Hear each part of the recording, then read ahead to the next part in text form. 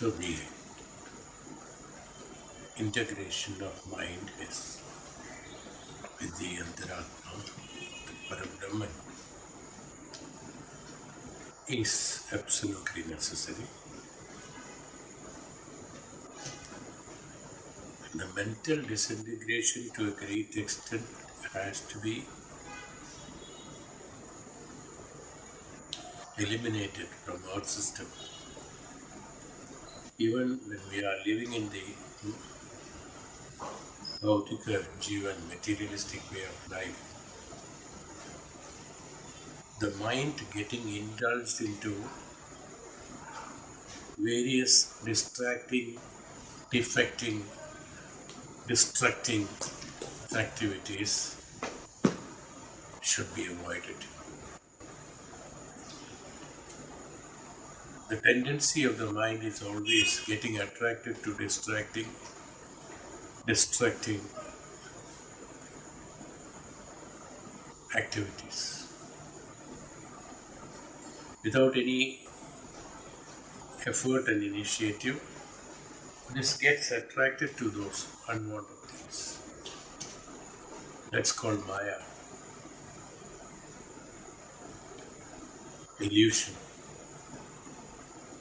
So, distraction of the mind in the areas where such things happen should be avoided. This can be practiced and this should be practiced initially when we are living our materialistic life also. This practice has to be done instead of making it run behind the pleasures, behind the easiest methods of solving the problems and shortcuts, and then those which are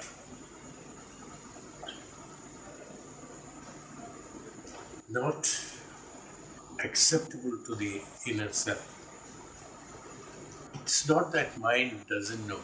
When we are getting engaged into a destructive, defective, distracting activity, mind knows, because there is always a reflection of the consciousness in the mind, and that consciousness always tells the mind this activity is not right.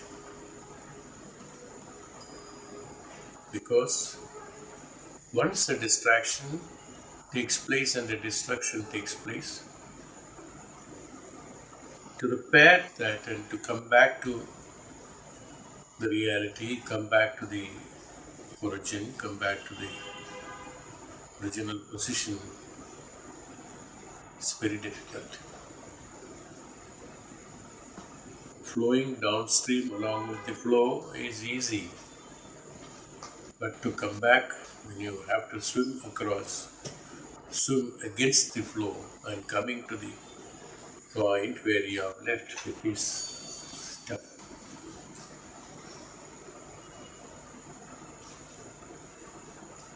The practice should be that understanding a wise person should restrict himself,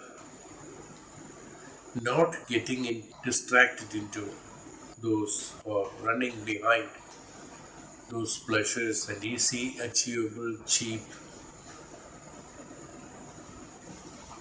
favors to the mind. It's all favors to the mind, I would call it. It's a kind of bribe to the mind. Mind feels important at that point of time that I could lead this person, because it is normally not possible by the mind to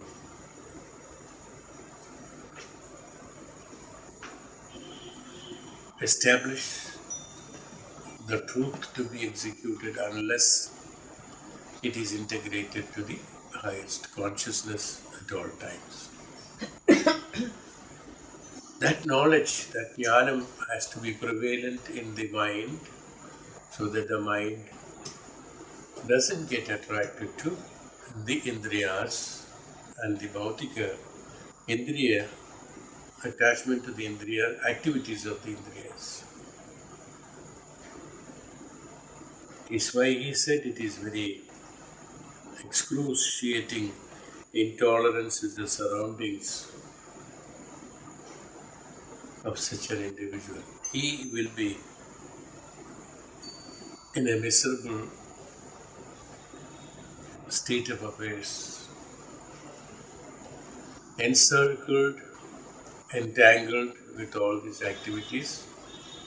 At a point of time, he doesn't know that there is something beyond this, that something after this, beyond this.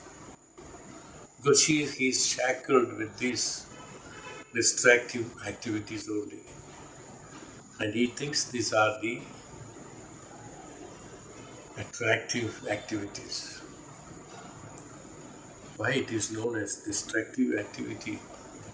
Even though an attachment towards those activities are created by the mind, we say it is a distractive activity. Why? Because the thoughts and the mind and the karma, the indriyas, everything has been designed only to get attracted to the Prakriti, the Brahman. The characteristics of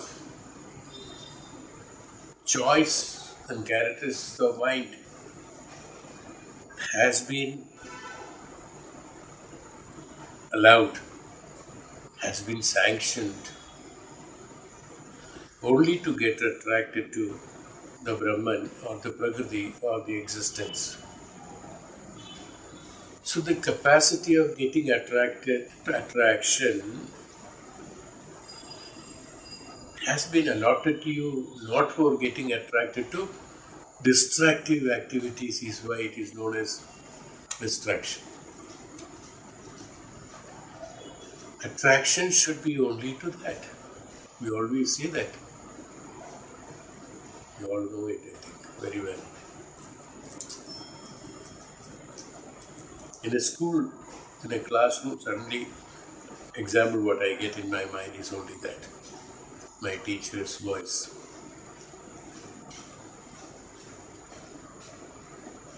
Why are you getting distracted? Why don't you get attending the class? You are distracted. You're looking here and there or doing some other activity. That means what? When you are in that class where you are supposed to learn something from the teacher, you are supposed to get attracted to only that, because that is vidya, knowledge. Anything other than that is called distraction. Yes, is he now to understand? Similarly, in our life, we are only supposed to get attracted to that. That's why the capability of attraction has been given to you. Our concentration, our capability of concentration, attraction, everything has been given only for the purpose of concentrating on what you really need, not what you want, what you really are supposed to get, not what you have with whims and fancies to the pleasures. Is why he said that distraction is a very big word in our life, which is the cause of all destructions in our life.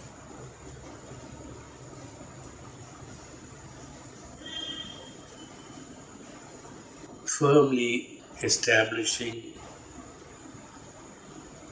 the conviction has to be there, not understanding, not memorizing. Has to be a conviction in the mind that distraction has to be avoided at any cost, because it will only create distractions. Even though normal language says at any cost, why at any cost is that? Distraction is at any cost. To get attached to Brahman no cost is lost. That is your natural way of living. That is the purpose of your life. Because in order to execute your karmas, you have to get attracted to the Parabrahman, the nature, the Prakriti, the existence, or the law of karma, the law of existence, the law of Prakriti, whatever you call it. There are so many words used in many places, phrases, only to make us understand that we should get attracted to only that law. What is the law of karma? Many people ask, what is the law of karma? Once you are merged with the karma, once you are merged with the existence, once you are merged with the prakriti, there is no law, there is no prakriti, there is no you, there is no nothing.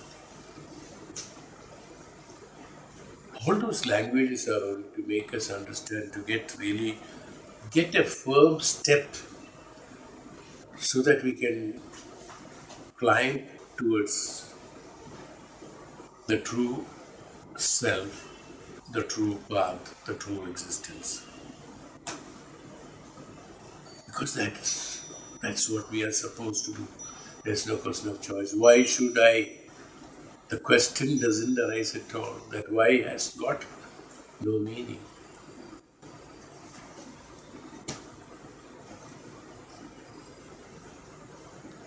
It is like a child asking why the sky is above, why not it is down.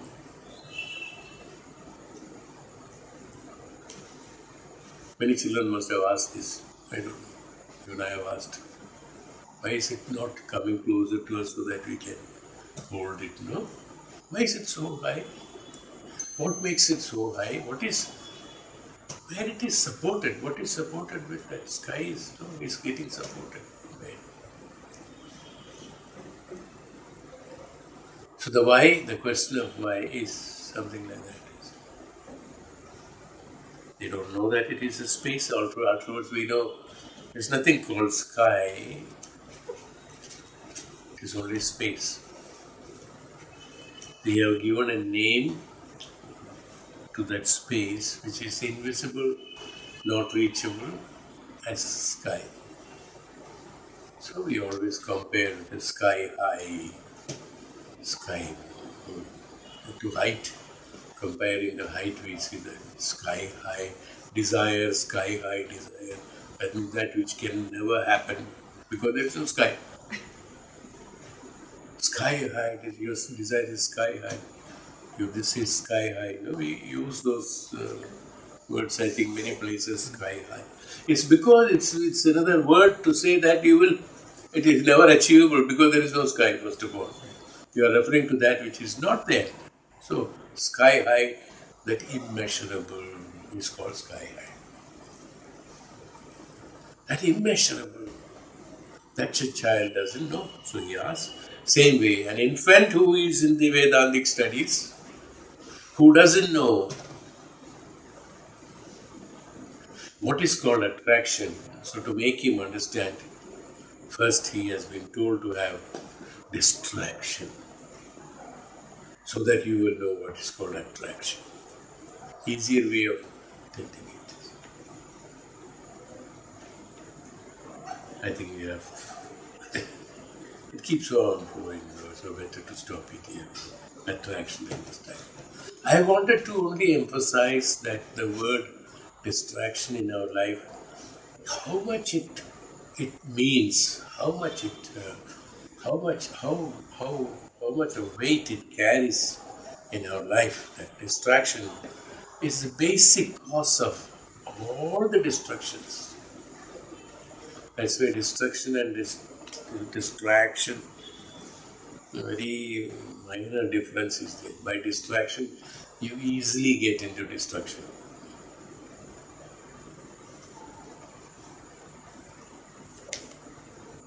On the whole, it means that each one of us who is suffering from this inner malady is an unhappy center who gets distracted and who is always running behind the pleasures, who is running behind those which are not existence, those which are temporary, they become unhappy at a point of time. As I told, the sky cannot be, as a child cannot catch the sky, he gets disappointed. Why? It is not possible. Similarly, traveling behind those pleasures, keeping on traveling by the mirage, like keep on traveling towards that mirage. The pleasure, you can never achieve the pleasure. You know that? We always say that. Even books say, even we also explain that don't get attached to the pleasures and all that.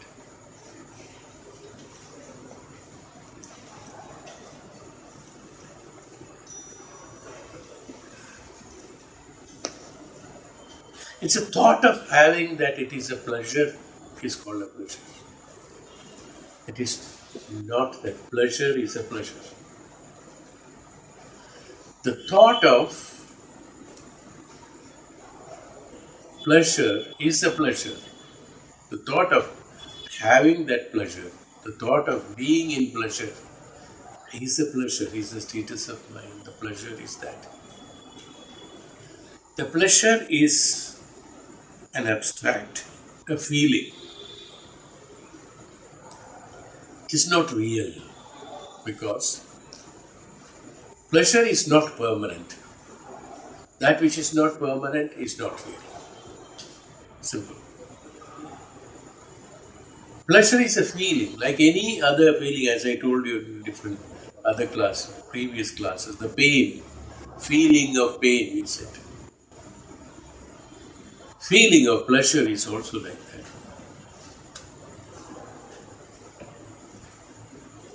You can test it.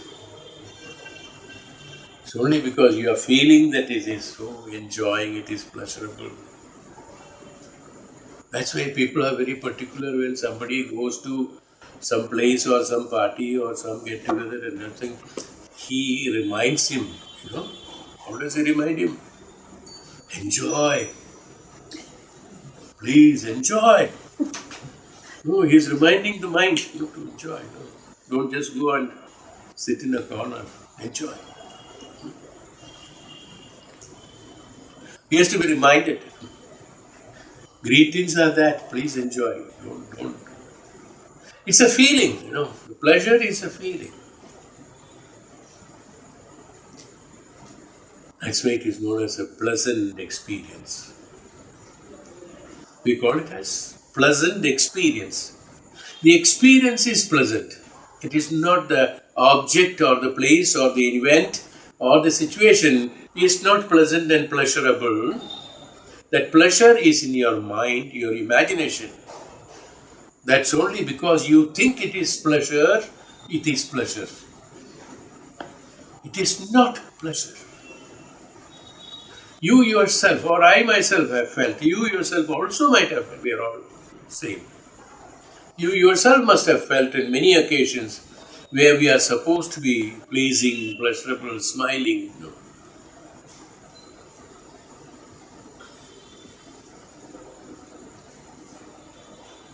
We have to take that clothes drying peg is there, to put it on both sides, create a smile because we are not happy inside. Even though all are smiling and everybody is enjoying, it's a pleasant occasion. We call it as pleasurable occasion and things like that.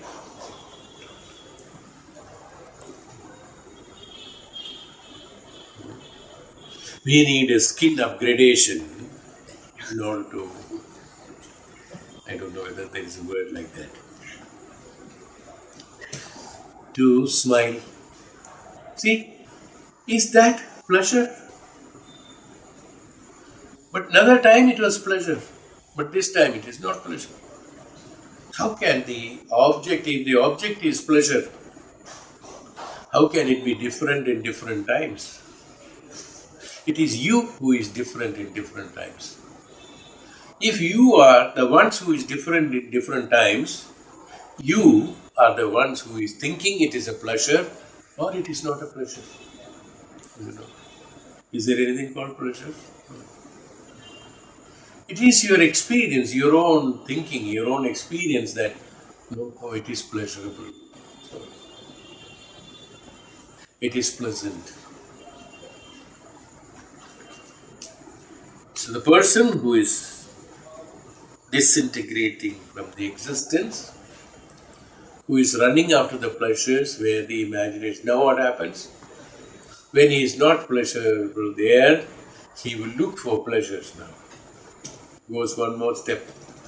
Again he will look for pleasures. Even if he gets pleasure, he goes one more step. Even if he doesn't get pleasurable, then also he goes one more step looking for pleasure. Keep on looking for pleasure, keep on traveling towards the pleasure, which is a mirage, which you can never reach that. It is only experience. Instead, to attain the happiness, we don't have to travel anywhere. Because that's the truth. When we get integrated or attracted or associated with that existence or Brahman and happiness, we become permanently happy. Status of happiness. It's a status of happiness that you reach that happiness at that particular point of time. That is permanent.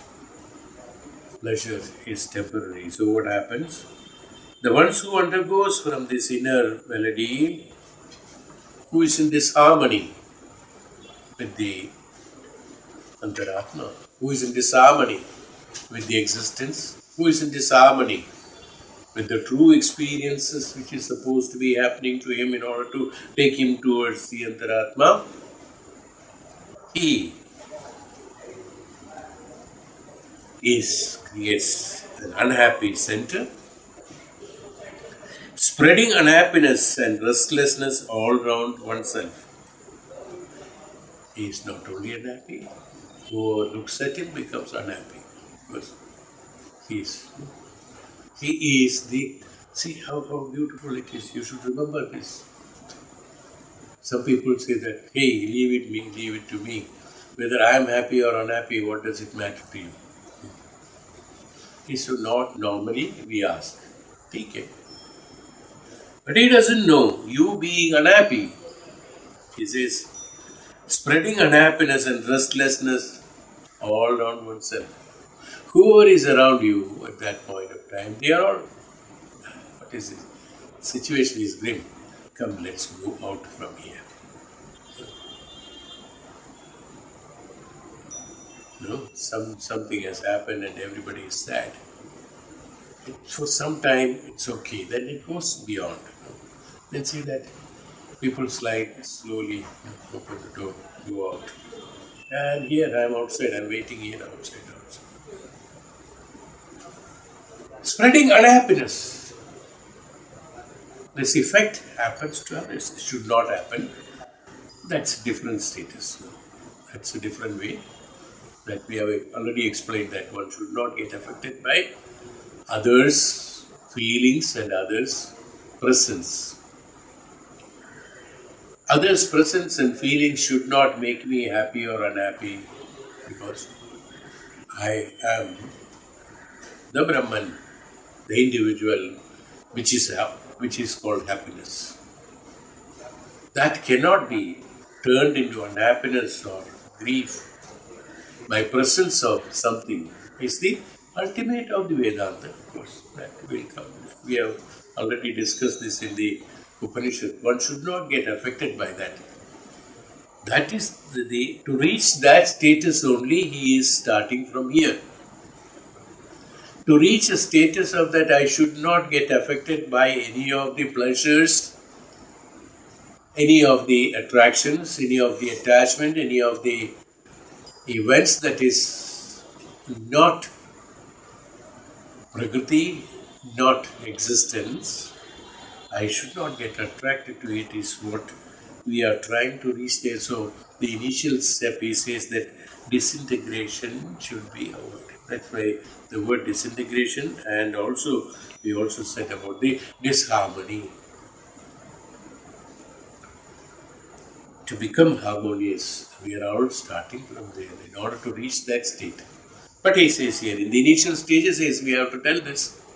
Having told disagreement or disintegration or disharmony, having told that, we have to tell this also, that being unhappy, he spreads unhappiness. He did not say others get unhappy or not. He spreads unhappiness, only what he has told. The others may get unhappy or not unhappy. They may get attracted to unhappiness or not get attracted to unhappiness. It's not been discussed here. He said that this person who is unhappy because he is not integrated, he spreads unhappiness. That's so that unhappiness is that energy which is low, and then anything that comes, if that aura is stronger, the one who has got a weaker aura and comes into that aura of that strong unhappiness, he becomes unhappy. But the one who comes into that, who has got a stronger aura with stronger attachment with the absolute, stronger attachment with the Prakriti, with the Parabrahman, it doesn't make any difference. It will get dissolved into that, into his happiness. The unhappiness, I've seen that sometimes. The clouds move like that, and suddenly it has got disappeared. It got dissolved into some other cloud. I've seen that. I've noticed many times. Watching it is going where it has gone down. Suddenly merged with something else. Is it not very interesting? No, I noticed it. How does it go? Clouds merging with the other. Similarly, the unhappiness that they spread, the unhappiness that is there in the one who is permanent, the one who is happy in the sense it is not don't. We always compare the happiness with one who is laughing, smiling, enjoying life, and doing jumping and running around, and who is traveling, who is doing this, that, and all is called. We always happy means we compare it with a physical activity. Happiness. Happiness is not a physical activity, it is a mental activity. When you are at the height of happiness, you will be calm like a flame where there is no wind. That's happiness. That which doesn't disturb anything, the mind, or non-agitative status of mind, is called the happiness. The flame that of a lamp, that flame, when there is no wind, absolutely straight, it is burning without any flickering. It's called the happiness. It is firm. Why it is happiness? It is firm. It is not. It's not changeable. It is not flickering. The flickering means here and there. It's not flickering. The word itself is flickering. You see, it's not flickering. It is firm. It is steady. A steady flame, we call it. Why? Because there is no wind. Who is that wind?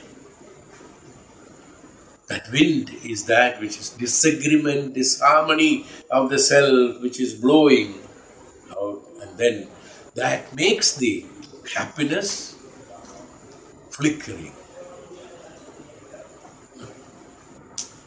When one is directly attached, when one is attached with that Parabrahman, one is attached with that existence, one is attached with that absolute. The unhappiness that is being spread by those people who unfortunately had the experience of disagreement, disharmony with themselves, spreading the unhappiness. That unhappiness will not affect the person who is happy, because that comes as the cloud, as I said. The unhappiness will come and disintegrate into the happiness. And you won't find the unhappiness in that object who is happy or what is happy, because the unhappiness gets merged. Unhappiness cannot sustain by itself long time, because it also is looking for the parental attachment. Unhappiness, let me personify it. Where it is come from, this unhappiness? Very simple, no? Unhappiness. It has come from the happiness. When when one is not with happiness, is called unhappiness. Unhappiness is not existing. Happiness is existing, but when one is not with happiness, is called unhappiness, not happiness. There is nothing called unhappiness. Is why the unhappiness get disintegrated into the one who is in the happy. That get affected because it comes and joins with the parent who is happiness. Converts himself, merges himself. That when it merges, what happened? Not that unhappiness remains there in him or in that object. No, it gets dissolved into happiness. Why? Because unhappiness has come from happiness. So it goes and merges into that. Like the Jivatma has come from the Paramatma and goes and merges in the Paramatma, the Jivatma's experiences are not transmitted into Paramatma, but the Jivatma gets integrated with the Paramatman. It's the principle. Is why the unhappiness that is spread, even though the person who is not following the principles of this integration and harmony, they spread the unhappiness from them, because that's a temporary issue. Spreads unhappiness like the clouds forming. One rains, the cloud is gone. Same way, that unhappiness is created around that, but the people who are in the happiness or the object that is in happiness will not be there. Even otherwise, for some time it will be floating around around the area, and after some time it gets disintegrated automatically, the unhappiness. Even in the person who has spread the unhappiness, also after some time comes out of that unhappiness and becomes happy. Where is that unhappiness gone? So it is only a temporary status of mind at that point of time, for temporary status of mind at that point of time. That's all. It is not permanent. It will not stay permanent. Unhappiness doesn't remain permanently. Is there anybody who is always unhappy throughout life? When unhappiness goes away, happiness is remaining there. Happiness need not be practiced. No. Happiness need not be earned. Happiness need not be practiced. You know that? Unhappiness. When the unhappiness goes away, the happiness automatically is there, because the happiness is the character of the human being. Happiness is the basis of us. That is there in the existence of us. That's why the existence is called happiness. And that happiness is there. It's not when the unhappiness gone away, happiness prevails. For us, ourselves, you look up, you see yourself, your experience. We had unhappy experiences in our life many times. But after some time, when the unhappiness goes away, we are again happy, is it not? Where has that happiness come from? It is there, it is not come from. Unhappiness has come from outside. So when that goes away, that which is existing will always prevail upon you. So this is the classification of unhappiness and happiness. So you should remember that when we are unhappy, it is only a temporary mental status. Find out what is the cause of unhappiness. Remove it as soon as possible so that you are with the happiness. They are temporary. Let it be temporary. It's okay, they are temporary, sometimes it happens. Let it not create an impression in you that some event or something or some people or some situation or something, it makes you unhappy. I have heard many people saying that.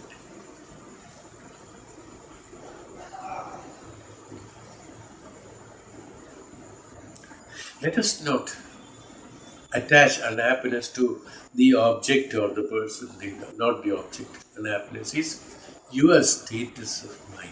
That's all. It is you who has created that unhappiness, whatever reasons it may be. I am not coming to that. That will come later. Classifying the unhappiness and happiness only. That's all. So spreading unhappiness and restlessness.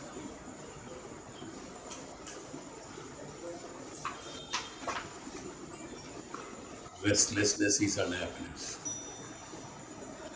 As I told you now, as I already explained that, that one who is at rest, at peace, in rest,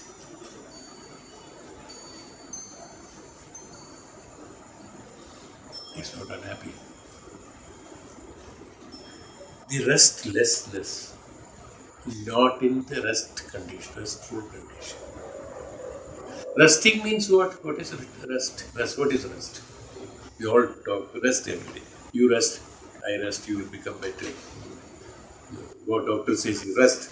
15 days rest, so that others are not bothered. No, not for healing that fellow, no. 15 days bed rest, that too. Don't get up at all, so that others are better. What is rest?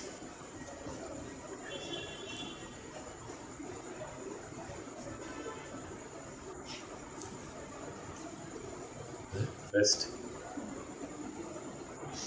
Retirement from the activities that you are doing is called rest.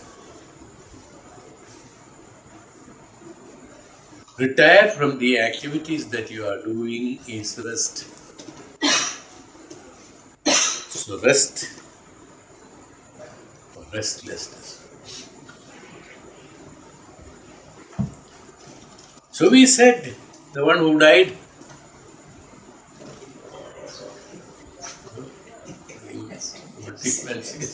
rest in peace, he says. You see? That means look, all these activities, let it go. 15 days rest ke badale, rest in peace, God.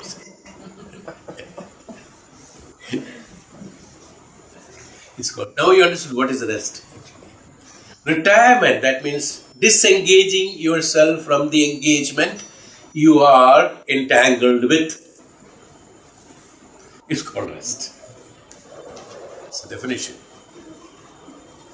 No? Disengaging yourself from the engagement that you are entangled with is called the rest. That's all. Then you are happy. So the restlessness is that engagement into entanglements. Engagement into entangledness is called restlessness. Actually, when we get entangled, we are restless. We want to free ourselves. When there is no freedom, then we are restless. When you have freedom, then we are restful. So when we are with activities of that which is creating agitation of the mind is called restlessness. Is it not? When you are engaged with activities that which is creating agitations in the mind is called restlessness. So what should be done? The mind should be detached from those activities of that. Disengage is why I said retire. Disengage from the entanglements, that which is causing distraction to the mind, that causing agitations to the mind, whatever it may be. that which is causing distraction and agitation, disengage. Disengage from that is how you can do that. Okay? It's called rest. Remember that. That's called the rest. We have to be at rest. When you go to a guru, he says before meditation, take long deep breaths, relax yourself, be at rest. Relax yourself, be at rest. Disengage from whatever your mind is occupied by. Isolate yourself from all those activities, all the activities.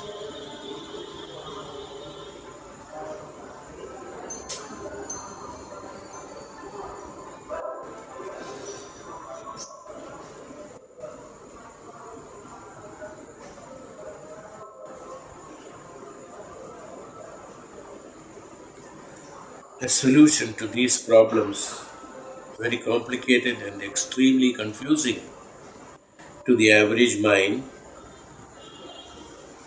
is what we seek individually and collectively. We are looking for solutions for these problems. As we already discussed about the solutions, looking for solutions,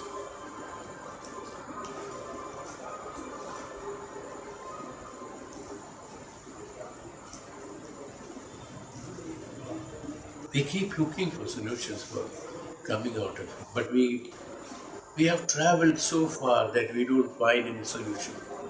From one pleasure to other pleasure, other to other, other to other, or from disengagement, from one disengagement to another disengagement, another disengagement, another shackle, another shackle, another shackle. We are full of those shackles. At a point of time, it becomes so difficult to come out of that. How to find a solution? It becomes very difficult. How you have to travel back. Delete one after another shackles that you have created. Take out one shackle, then the other one. Takes long time. So that's what individuals are seeking for.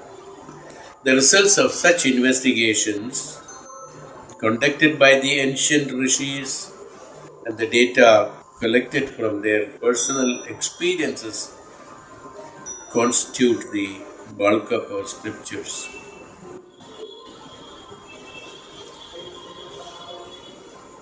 Absolutely wonderful. Shastras, the scriptures are Shastras, Vedas and Upanishads, Shastras, Vedangas,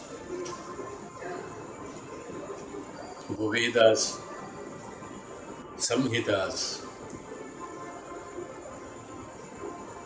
All of them are what? They are the personal experiences by the rishis, experience, the data collected from the tapasya. They have documented them, the experiences, how you can get out of those shackles and come to the absolute of yourself. It's not telling anywhere else. Come back to yourself. Atma. Nirmarata. So the result of such investigation, this was investigated not by us only. Today we are only looking for the solutions. But the great tapasvis and jnanis those days, from the tapasya, directly getting attracted and attached to by integrating themselves to the absolute, integrating themselves to the higher consciousness, they got the knowledge of the integration and disintegration, harmony and disharmony, the attachment and detachment. If you are getting trouble, how to get out of it, he has got all the solutions, all the data are provided, all the data he has received and he documented all of them for the people who are coming up, not for him. He found out that he's a researcher. He researched in the sense he searched that soul. Research is not in the chemical laboratory. What I'm talking about the research is that searching. I won't call it as researching. The Rishis and Tapasvis, they have searched. They did not research, they searched. They searched and they found the solutions, activities and solutions. He found out the problems, found out the solutions. Everything has been found out. He documented it. That's what is called Vedas, Shastras and Upanishads. Once you learn them, once you understand them, once you be with that knowledge and become that knowledge, all the answers are there. Somebody said, there are no questions. I remember, if you remember correct, I spoke in that Guru Purnima day also. In the Vedanta, it is not the solutions and problems that they are giving, it is the how not to get into the problems itself. Because the solution is not there. How not to get attracted to pleasures. How not get attracted to attachment. How not to get attracted to distraction. How not to get attracted to destruction is what we learn from the Vedanta. Why to waste time for looking for solutions? Solutions have already been found out by great men there. Why not we take advantage of that and take it and use it? A knife has already been made by somebody investigating. Forget about who invented that. Knife is provided to you. Use it. Forget who has invented, how it has been invented. No. Same way. Maharishis and Tapasvis have already invented and established unchallenged knowledge. Nothing in this universe can challenge that. Nothing.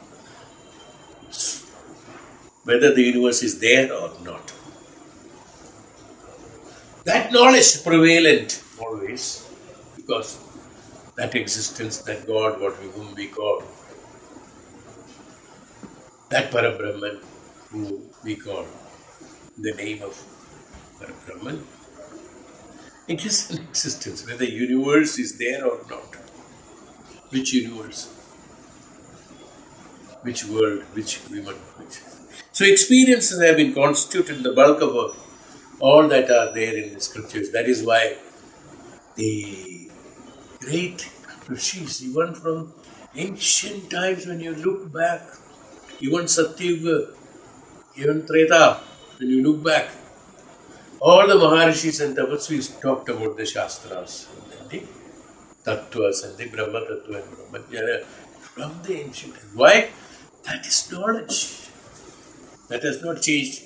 Even today, we are also talking the same thing. In different language, that's so. Why? For each and every human being, that is the purpose of the life that has been established. That is the purpose of life. So you have to. That's why the Shastras and the Upanishads and the great knowledge that is prevalent there has to be initially studied, then understand, then contemplate. So we said that Upasana, Nididhyasana, Shravana, Manana, Dhyana, Upasana, Nididhyasana, Dayam.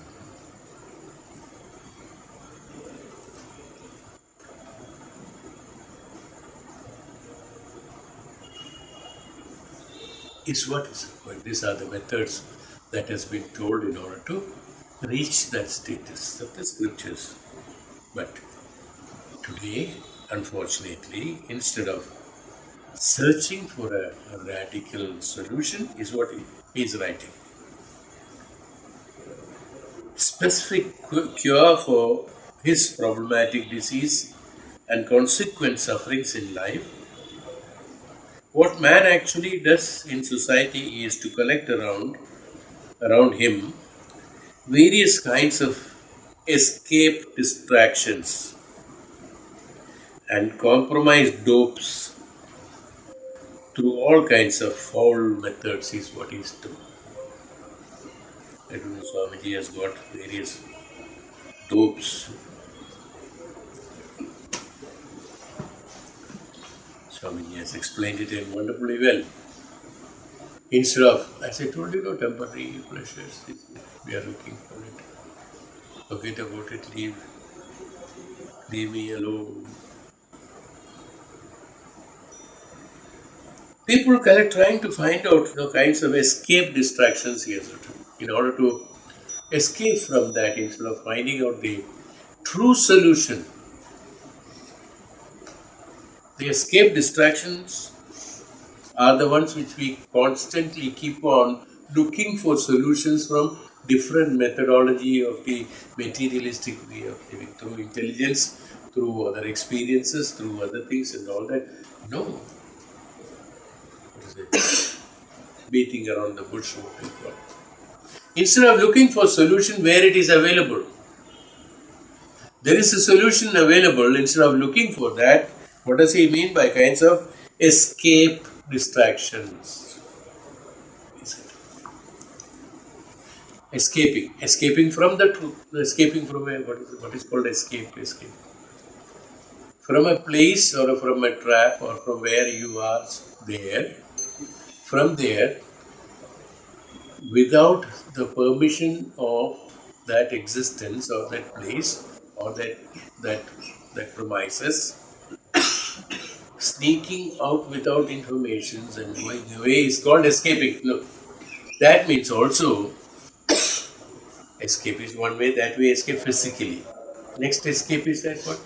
Escaping the responsibilities that I am supposed to do. It's escaping. Instead of writing an exam after studying, he copies the other students what he has written. He is escaping from studies and writing the exam. He is escaping. Escaping means not doing his job properly, not executing his karma properly, not executing that what he is supposed to do and doing something else is called escaping. So he said, escape distractions. What you are supposed to do at that time when you don't have a solution? Look for solutions where it is already available. Is the responsibility of yours, so that you don't escape from that. It may be struggle, it may be troublesome for you. At that time you may think that, oh, it's all a big problem, so let me find out a shortcut method to find out the solutions.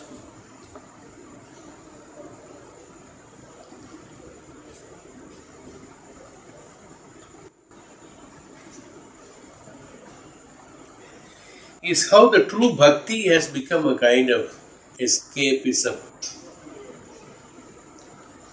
It is not bhakti, it is escapism. Look, many people go to the temples and they worship places for escapism, not for bhakti. That's escape distraction. So escaping from the truth, where you are supposed to be and where you are supposed to be doing. So escaping from that reality and coming out and looking for solutions where the solution is only there. That's the only solution that is there. You go anywhere, you won't find it, but still knowingly you are coming out of it. Knowingly you are coming out of it is called escaping from there. Escaping from your responsibilities, escaping. So that's why he said, he qualified it, escape distractions. Man gets involved into escape distractions, he said, not escape attractions. Because looking for escape, looking for solutions somewhere else, he said, distractions. But looking for solution at the right place is called it's not an escape, it's an attraction. That's a true attraction. So get it right. That is there. That's called the self. Atmabodha, they call it. That means to the inner self of you, where the truth is there. You should look for the solution there instead of looking for there. You are roaming around here and there looking for the touts in between that who can get it done. I said, okay, find out. I give you some tips. Go find out how can I find. He comes with a solution, but he himself is an escaped convict. He himself is an escaped convict. And how can he get you solutions and compromise dopes? ठीक है here तो यही है this is the solution wherever you reach you found out something and say that this is the solution, this is the way it has to be done, whether it is right or wrong. Compromise dopes through all kinds of foul methods. Very beautiful sentence. This is exactly what is happening in everybody's life. Through foul methods, we are looking for the escape distractions and dopes to get ourselves satisfied. That's all. We don't want the solutions. We want to get satisfied. The problem is that because we are attached to pleasures. Once you are getting satisfied, you are attached to the pleasures. Okay. It may not be true. It may not be right. It may not give you any ultimate results out of it. But you are happy with it. You are okay. I have compromised. He said that compromise. I have compromised. I am happy. ठीक है, this चलेगा.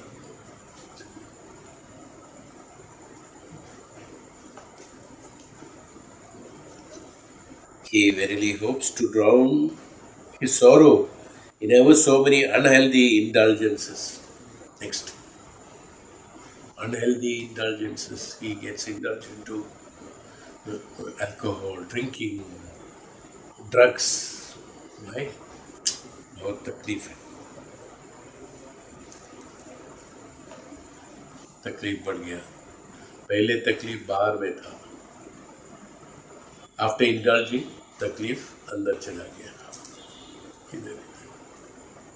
Many places.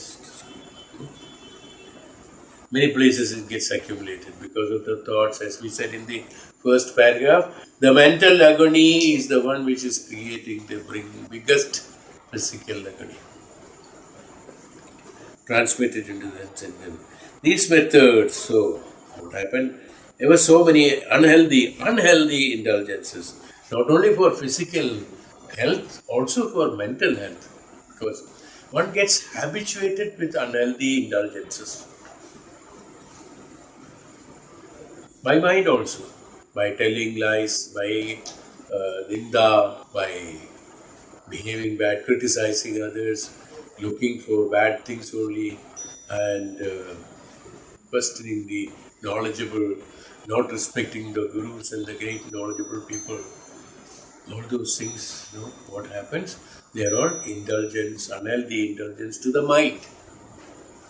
Healthy indulgence is that associate mind with the absolute knowledge. That's why we said gurus and gurus. Today I happened to see, and suddenly I remembered when I said about the indulgence of mind and respect of the guru. She had said forward with that the booklet that was being distributed in G20 by the Prime Minister to the others, something beautiful. It is wonderful. In that there is one page where the Raja is sitting on the floor, taking the crown out, and there the sannyasis are sitting on the, on the platform, platform on a higher dais, okay, position, and the Raja is praying to them to give the knowledge to to rule the country in the right manner. Knowledge has been given the highest, place at that point of time. Is one page. If you all must be having it. Please, it flicks around like that. You will find the humbleness of the Raja, who is meant for ruling the country in the right manner. So for the purpose of that, he needs knowledge. So the respect towards the great saints and rishis who are saints and rishis means here their main the knowledge. I would call it as knowledge. Respecting, paying respect to the knowledge was our ancient tradition. Because through that only, that's why each Raja had a Rajaguru. No? Each Raja had an advisor. He might go, he's a Raja, he has got rajasic qualities are there. But in him, the sattvic qualities may not be there.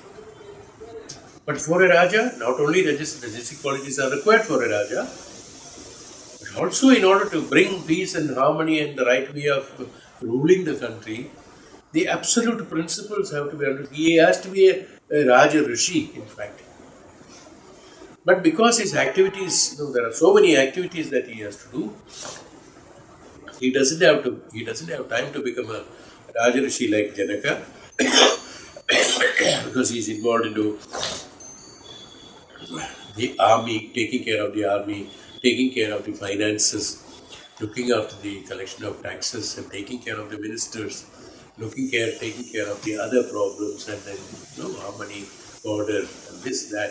Thousands of activities are in this.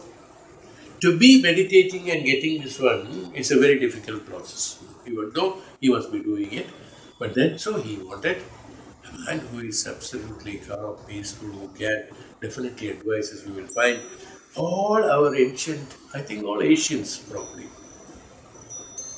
When you go into the history, you will find there is a Rajguru who advises that. So that was our tradition, as explained. So what is that? Even a Raja who has got all the powers of the country, who is ruler of the country, who has all the powers to execute anything, but doesn't execute everything and anything according to his whims and fancies, he respects that knowledgeable people, associates himself always with the knowledge. Our Sangam should be with Sat, but Sat Sang should always be there. Association of the knowledgeable people, knowledgeable books, knowledgeable reading, knowledgeable activity, everything should be that. So that the mind doesn't get unhealthy practices, is that. When you get associated with unhealthy activities, which is only temporary and giving insta pleasure for the mind, which is called the satisfaction. No? When you get involved into it, you have no time for attachment with the Parabrahman, attachment with the Satsang. Satyake Satsang. All that lies, those lies, which are not truth, should not be associated with. We know it. Most of the time we know. It's not that we don't know. Most of the time we know, but we still, for the pleasure we do it.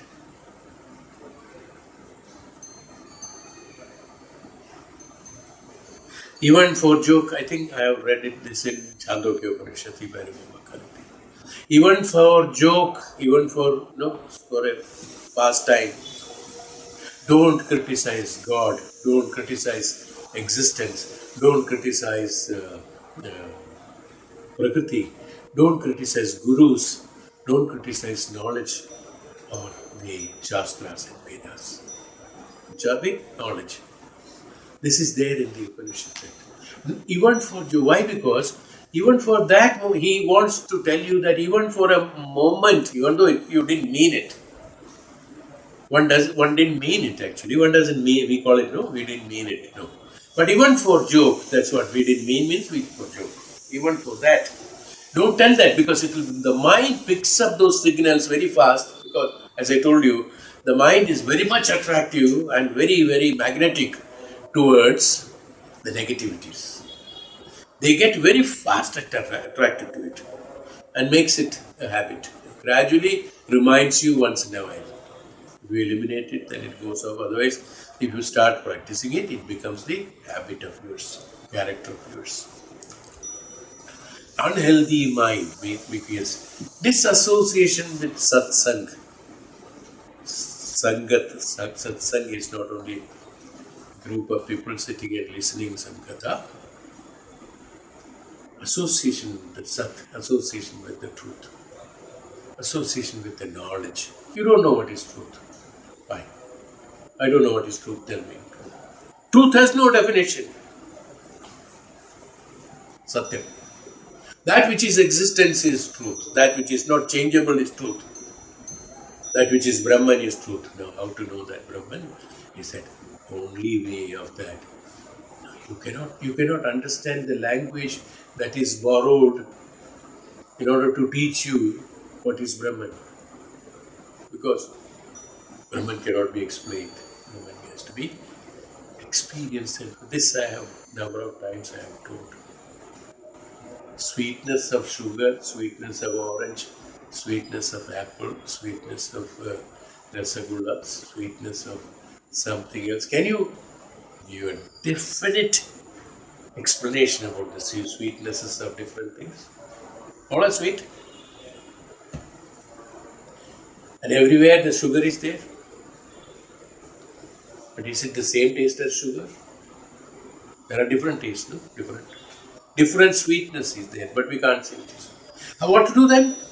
If you want to understand what is rasagulla, you have to eat rasagulla. If you want to know the sugar that is put inside, you take a spoon of sugar and put it inside the mouth. Who doesn't have diabetics? Then you can understand. That means you have to experience it. Brahman has to be experienced. Most of the thing, why I am talking about only Brahman. Many people have got an allergy, when we say that it has to be experienced. Oh, this man doesn't want to explain, he doesn't have the knowledge to explain it, so he is finding an escapist mode that you have to experience, then only you will understand. We have discussed many things now itself in 3 classes. Most of the things in our life, 90% or rather more than that in our life, we understand only based on experience. Tell me. Not because of explanation. Only very few things are by explanations. All other things are by experience. You are executing your karma only based on your experience. You are living, you are doing everything based on your experience that is there registered in the subconscious mind and conscious mind. Tell me. You have a style of walking. It's also, you have experience. It's not the way of walking. That's not the right way of walking. If somebody specifies how to walk, all of us are walking wrong. I'm just telling you that it's an example. No? So that means but all are walking. I am walking, you are walking, everybody is walking. Each one is walking according to his own experience. That's all. How is it comfortable to his body? He walks according to that. Somebody walks slow, somebody walks fast, somebody walks larger steps, and somebody walks shorter steps. Some way or other, somebody swaying and swing, walking like that. Many ways of walking you can see. Why? All are walking. But all are walking according to their own experience, not the way one has to walk if one has to walk. So that is why we said satsang. So when the mind is already attracted to certain way of practicing, the mind will get attracted to that only. And each time the mind will remind you, look, you had been laughing at it some time back. Here also you can laugh. What is there? Here also you can criticize what is there. After all, it is inside your mind. Nobody will know. Nobody will know, but you will spread that unhappiness around you. Spread that negativity around you. Is it not? So Bhagavan says, by these methods, the best man succeeds in turning his mind away from the actual facts of life as they are and turn into the truth, the realities, the facts of life. The facts of life, not falsehood of life. Turn yourself into the facts of life. What are the facts? I don't know. What are the facts? That is why he says, I am here to tell you what are the facts associated with that satsang. So then only you will be in a position to attain that principle. We are going into detail of that so that each word has a meaning. Even now, it is incomplete, I would say. I'm just skipping away. But why am I explaining so much? Am I elaborating so much? No. Why am I splitting it? Is because the purpose of explaining this book by a great noble soul who is equivalent to God, Sw.Chinmayananda Adi Sankaracharya. He wants to tell us something.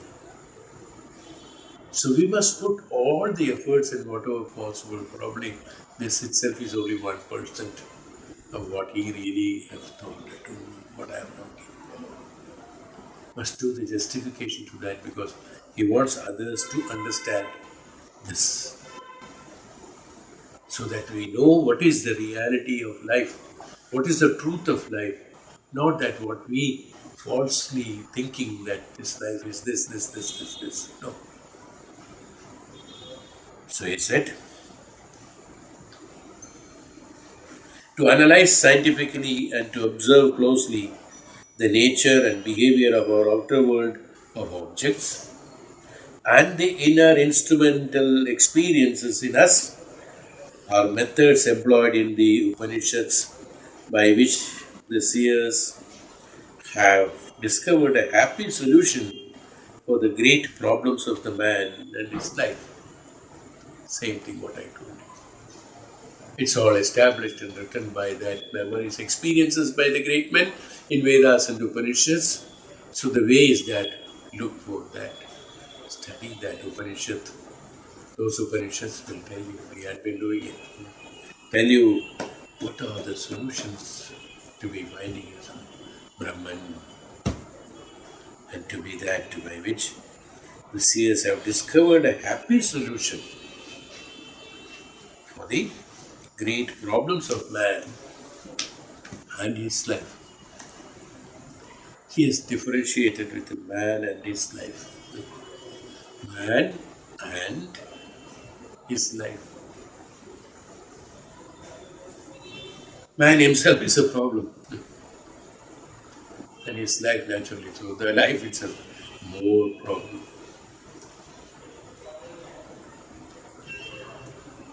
Man himself is thinking that I am everything.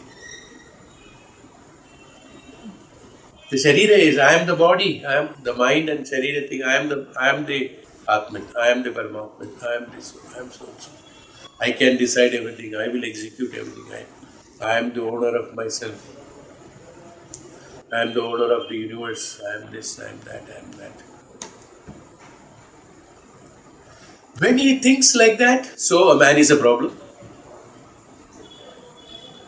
So naturally when he thinks that, the whole life he will be executing his activities based on that. The I.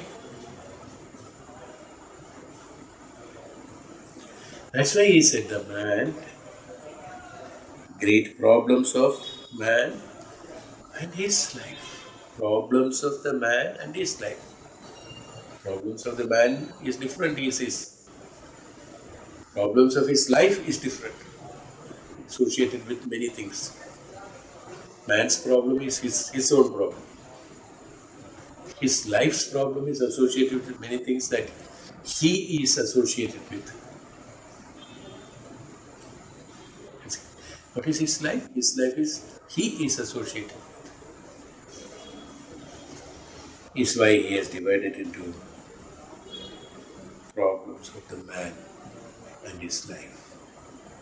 If we can remove the problems of the man himself is the best from The life, if you want to remove the problem, it's a Herculean task. Because thousands of events that you are associated with. That's why in Chandogya Upanishad, as well as the other Upanishads, we are told that detach all the problems at one go, it's gone. Now, whether it is that, this, that, there's no other way. So better to attach with something which can remove that. Like the light drives away the darkness. When you attach yourself to the Antaratma, Paramatman, all the problems are taken away. Everything is dissolved. The Jivatma's experiences are dissolved. The Sharira is dissolved. His sins are dissolved. What are the sins we are talking about in nature? Everything is dissolved by realization of this because the man himself is not there or he has understood what he sees. When he has misunderstood, he has got sins and punya, papa and this karmas. When he has understood himself, all these are vanished just like the light. How is the darkness vanishing as soon as the light comes? What is the process? Is it the light vanishing or is the darkness vanishing or the light is spreading?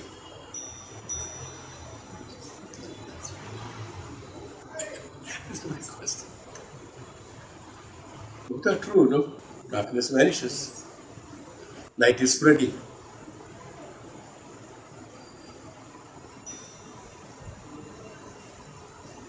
What is the truth? I think it's better to give a homework, no? What is the truth? Light is spreading or the darkness is vanishing?